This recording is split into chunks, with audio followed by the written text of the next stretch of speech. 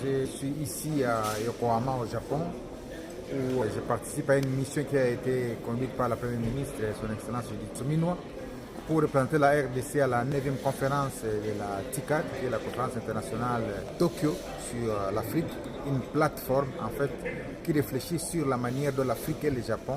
peuvent affronter les grands problèmes qui se posent au niveau mondial, à savoir les problèmes du développement, les problèmes du commerce, les problèmes environnementaux. Et donc cette 9e conférence ici s'est clôturée ce 22 août 2025 ici à Yokohama sous une déclaration qui a été lue à l'intention de tous les participants qui ont adopté un certain nombre de mesures, parmi lesquelles le Japon et l'Afrique ont réaffirmé leur engagement total à pouvoir lutter contre tous les fléaux qui menacent l'humanité, à pouvoir mettre ensemble les efforts pour qu'ensemble les questions de guerre, les questions d'instabilité cessent de menacer en fait la paix dans le monde. Parce que tant qu'il perdura, tant qu'il y aura de l'insécurité, tant qu'il y aura des guerres dans le monde, eh bien le monde aura du mal à pouvoir se développer. Et donc ici au Japon, tous les pays qui ont participé à la 9e conférence ont réaffirmé leur engagement à lutter contre ces fléaux que je viens de citer ici. La conférence a été coprésidée par le Premier ministre japonais, son Excellence Ishiba, et le président de l'Union africaine, son Excellence Lorenzo,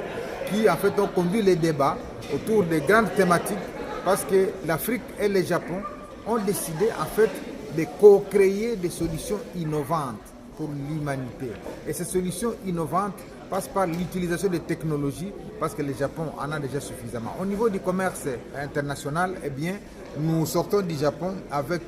l'idée de signer un accord qui va aider en fait le Japon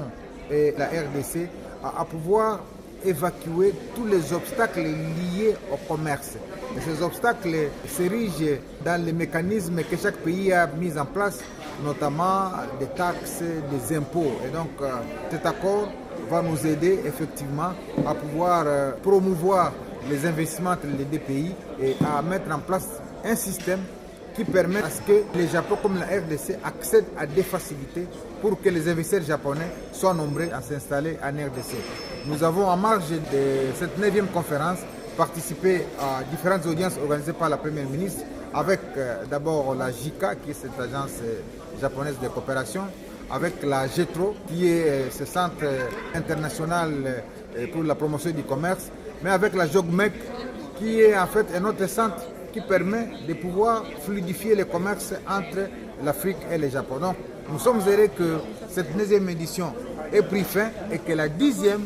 conférence de la TICAD sera organisée désormais en Afrique pour évaluer ce qui a été dit ici au Japon et principalement à Yokohama.